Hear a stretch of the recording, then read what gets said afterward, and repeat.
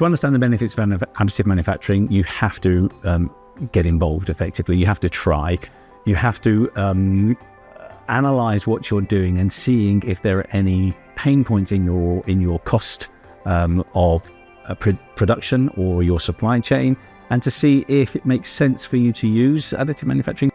So the $1 million question really is does it save you money? Yes and no. So if you're making just one-off components, which are special components, quite often in conventional manufacturing, because you need to also develop tooling and other third and secondary items to be able to work or finish with those components, they can be very, very expensive. So one-offs and very low numbers quite often, and that's in the prototyping regime, it can be very economical to do 3D printing.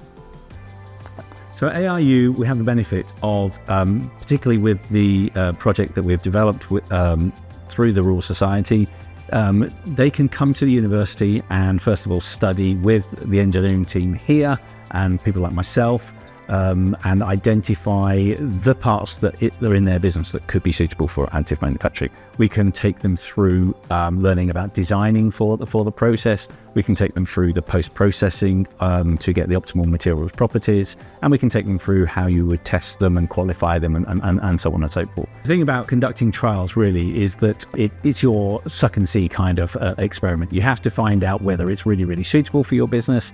And doing it with the university is a great way of interacting with the academic world, but also carrying out a little bit of research, which is good for both the company and for the students who work at the university.